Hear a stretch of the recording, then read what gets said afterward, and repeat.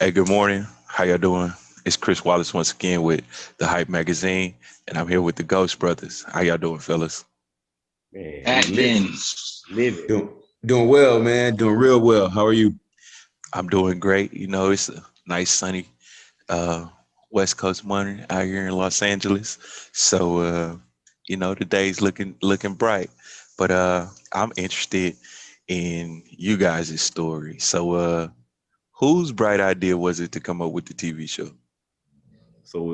It was mine, man. I know me and Jawan was roommates probably like 2010, 2011. And I remember just waking up in the middle of the night one night, man, and one of those ghost hunter shows was on TV, but it was a whole bunch of white boys, man. There wasn't no brothers on it. And I was just like, damn, like I know every race, religion, culture, creed passes away, but why is it only white folks seeking answers about the afterlife?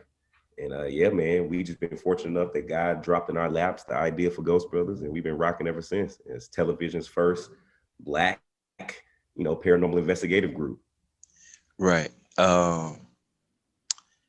So how did Jawan, how did you come into the mix of this?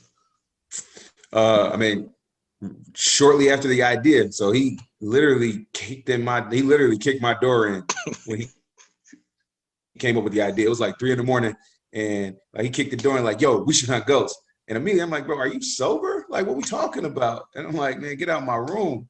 So that morning I was like, "Man, you on to something." And so we immediately just went ahead and we didn't know what we was doing for real, for real. Like we just got a camera and hit the road and started investigating some spots. You know what I mean?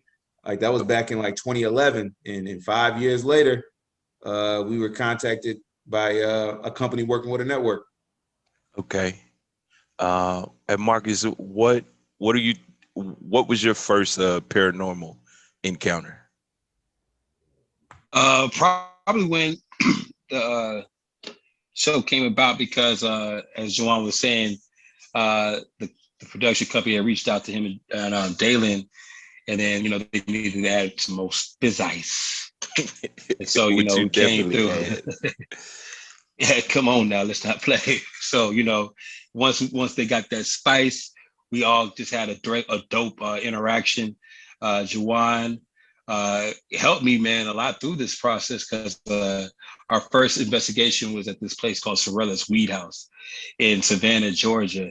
And they thought as a dope initiation, as if they were really like professionals at this point. They had done one ghost hunt, man. These guys did one ghost hunt, and then come try to set me up like I'm just like a baby novice. It was So more they like set me up in the three, room bro. by myself. Oh, I'm sorry, three with what equipment y'all had? You're talking about equipment, or you talking about investigation locations? Because we hit Savannah, we hit 2 spots Would in y'all have Atlanta, equipment and or we was moving. moving? Yeah, and then Bobby Brown came to the group, and then that's when they went to be platinum. So And he became the bad boy of paranormal. That boy Dalen Spratt became the bad boy of paranormal. Paranormal, guys. and that's when David Spratt became the bad boy of paranormal. All right. You know what I'm So, saying?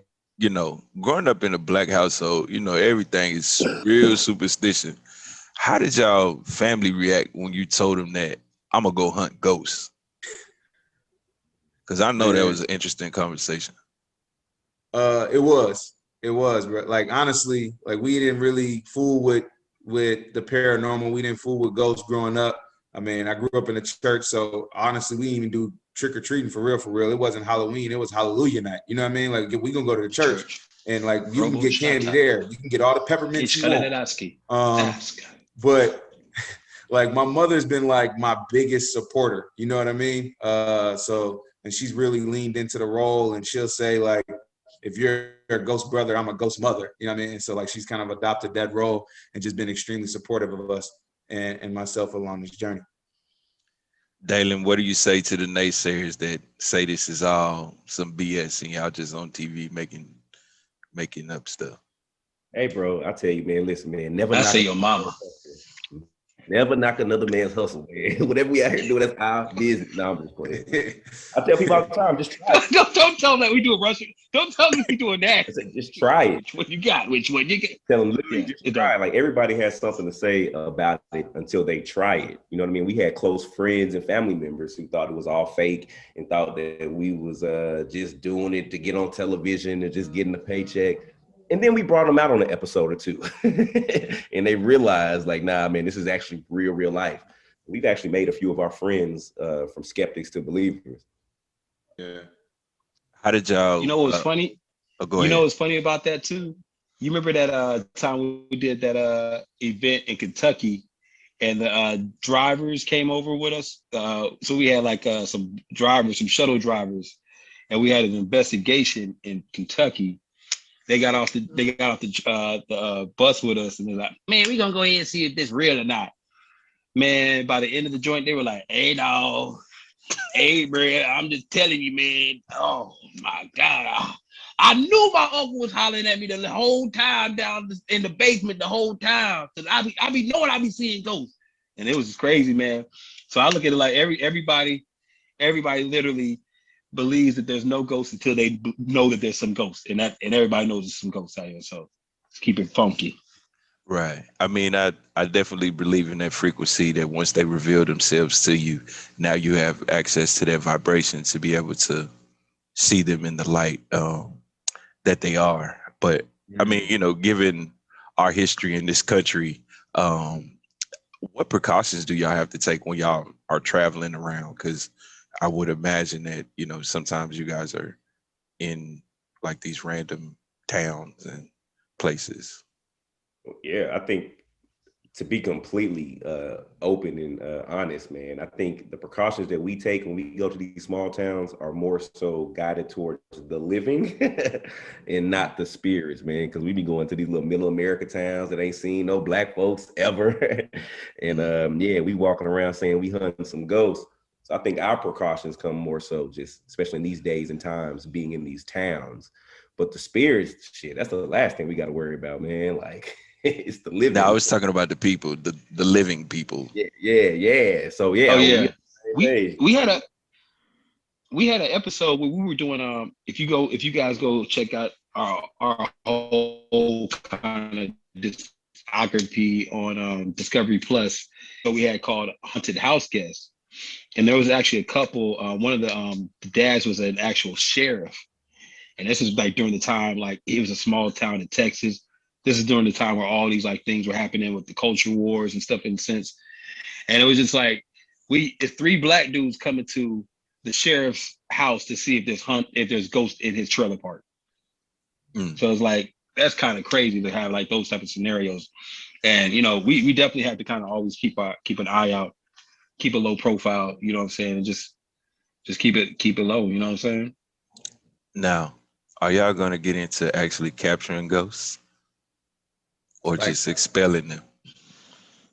They I trying mean, to be free. like, Nah, I will not subjugate my brothers and sisters, living or dead, to the confounds of this subjugation or rectification, my brothers. So no, I will not be chaining any of my ghost brothers or ghost sisters, my brother.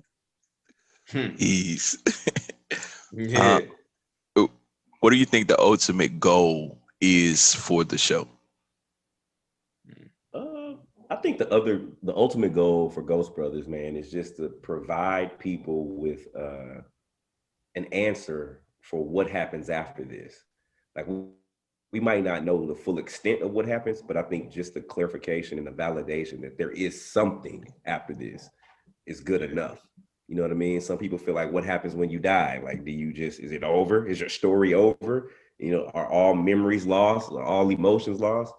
But I mean, we've been in situations where we've heard the voice of someone that passed. Like in our first episode, The Roth House, a little girl Right. was hurt by her father. She literally spoke out through one of our pieces of equipment and said, "Daddy hurt us." So I mean, that let us know not only that there is something else out there, is that they still have memory of their life and they still are harboring those same emotions. Yeah. So it's like, damn, man, like it's crazy when you really think about it. To That makes you piggyback, want to to think kind about. Chris, to kind of piggyback off Dalen, I think it's also like a two-part thing. Like, I think we try to just inspire, you know what I mean? Like, to get people to kind of think outside the box. I know our perspective has changed going into this.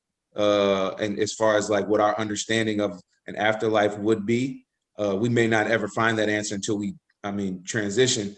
But I think that it has now made you kind of walk in your personal life a little different, right? Like you kind of look at things with a different perspective. Like you're a little bit more intentional and purposeful about how like that journey looks for you.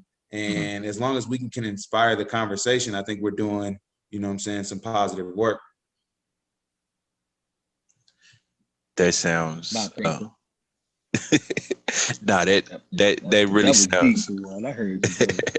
nah, that right there is real talk. Changing the narrative of the entire situation. That are these people stuck? Are they here? You know what I'm saying? Are they trying to communicate a message? Have you guys ever experienced one of those spirits that y'all just couldn't release into the afterlife? I mean, you know, our job really isn't to try to release. Our job is just pretty much just try to answer questions and ask questions about why they're still here. Yeah, we not no magicians, no mediums, no like we can't. Like, yeah, shit, we got hard enough time trying to get the living people to do what we want. Go hither. We started. Go hither, old spirits of Mary. Nah, be like, hey dog, good to see that you were here, Mary. We appreciate you.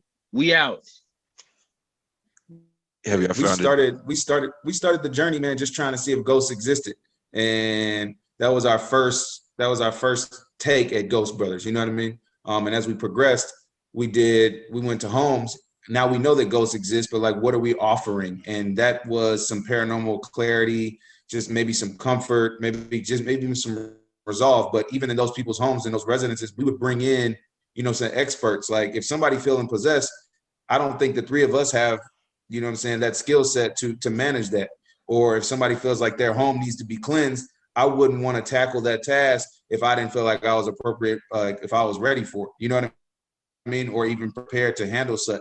And that is a real sensitive and serious issue when you're dealing with somebody who's like emotionally attached to some of these things. That's really real.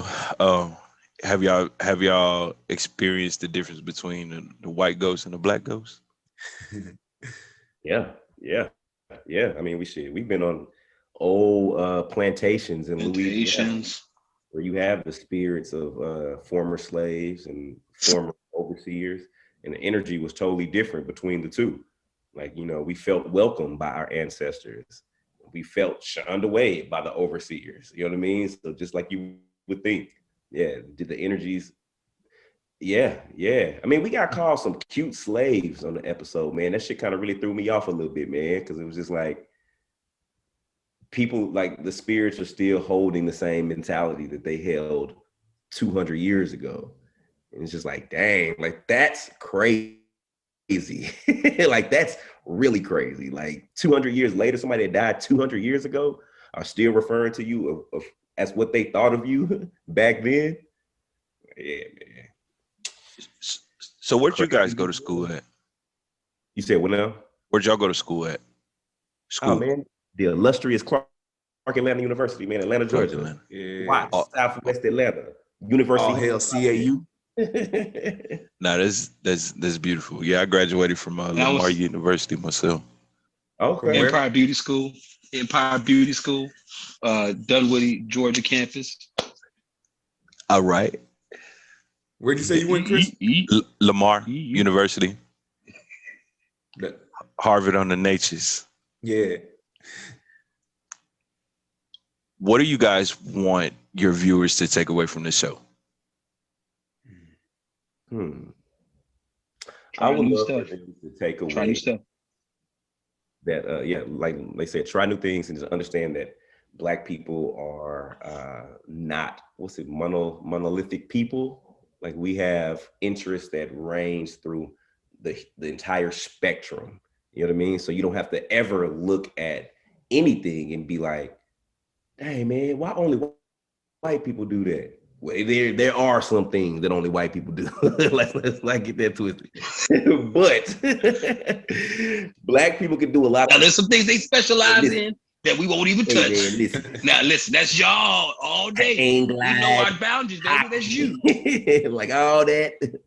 But Are there no, some Swimming places with the y'all won't go? sharks. Hey, that's you, brother. You got that. Are, Well, are we there went. are there some places y'all won't go? Everywhere. There's a place we No, we won't went go back everywhere. to. Like we went to a spot called House of Wills in our second season. It was in Cleveland, Ohio, and it was built as a Masonic temple, so it was actually constructed to house the energies that enter. And then it transitioned to one of the largest funeral homes in Cleveland, and they would Mm. actually prepare the bodies for the services in the basement. And then now it's led by the leader of the Satanic movement. So Oh, if you like put that all that in a church. pot, you know what I mean? Hmm. Like it's just a lot of energy circulating in this particular location.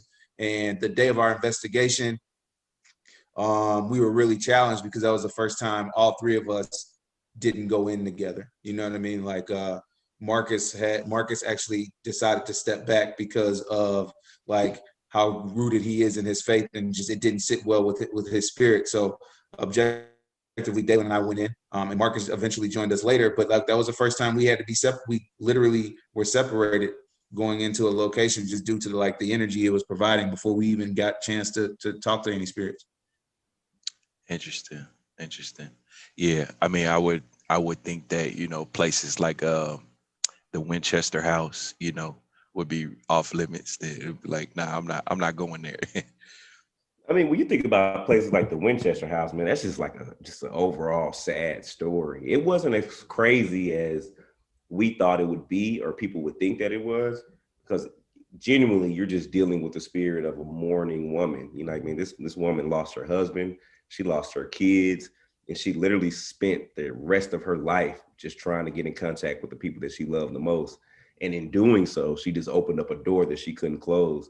So that story was just kind of sad, man, because she got swindled, man. There's so much to that story, bro. Right. Right. Right. Family She was curse and all that. yeah, all of that, man. But in cases like that, it's not the fear for us. It's just like the sadness for that spirit that they had to go through and still going through that. What can you explain to the viewers some of the special equipment that you have to read these entities? Yeah, man. We do a lot of do-it-yourself things because I remember when we were watching the shows back in the day. As a viewer, if you're not into the paranormal, man, you don't know what a lot of this equipment does, or anything. So we can be telling you anything on television. So we try to implement a lot of do-it-yourself things, like stuff that you could, something as simple as putting a ball in the center of a room and drawing a circle around it and putting a camera on it. Now, if that ball starts moving or shaking or gyrating, that's a good indication. Body rolling. Body rolling. You know what I mean? But that's something that you can watch from home and see for yourself, as opposed to us pulling out an SLS camera or a Ovilus or a spirit box, all these pieces of equipment that work. But if you never used it before, I can see how you could be, skeptic of it. Mm-hmm. It's for us, we try to there's the tech side as well. Like you have techies who want to see us experiment with, like they said, the SLS camera is a structured light sensor, which essentially like if you aim it in a direction and there's something that is disturbing, I get a pop up, a stick figure pop up on the lens, right? And so essentially they call it an anomaly. Or we'll use our cell phones to do like the voice recorders, and we'll go into a room, get quiet, and just ask questions spaced out, and then play it back and see if you can hear anything that like our natural ear wouldn't have picked up. And then you combine that evidence with some of the do-it-yourself tactics that we were doing, and you have like this confluency. And so like you're just really just building a case.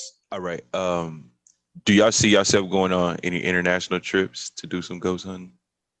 Heck yeah. So we've already been to Jamaica. We went to Jamaica and set it off at the Rose Hall. That was probably one of our best. Set it off. Set it off. Yeah, set it off. But this last season, man, of Why was you grabbing your ear though? Why were you grabbing your ear when you were saying that though? We had COVID. COVID literally like turned down everything for us. Like we were supposed to be international this past season. Like we had places all over Eastern and Western Europe, Budapest, Hungary, like all these different dope places lined up for us. But yeah, COVID came in and wiped all that out. Well, brothers, Ghost Brothers, I appreciate your time. Tell the people where they can follow you and and find out more about your show. Yeah, man. So you got Dalen Spratt, literally Dalen Spratt on all social media platforms, Instagram, Facebook, and Twitter. And yeah, you can catch our whole catalog, like Marcus says, of Ghost Brothers, everything on Discovery Plus app. You got Haunted House Guests, Ghost Brothers season 1 and 2, Lights Out. You got Fright Club. You got our Halloween special. Man, we dropping albums. We dropping some mixtapes. We got some mixtapes. We dropping mixtapes like Spitter out here. We out here like Lil Wayne back in the day and Currency right now. We just dropping mixtapes whenever we feel like it. All right, man. I appreciate you. Hey, you brothers have a blessed day.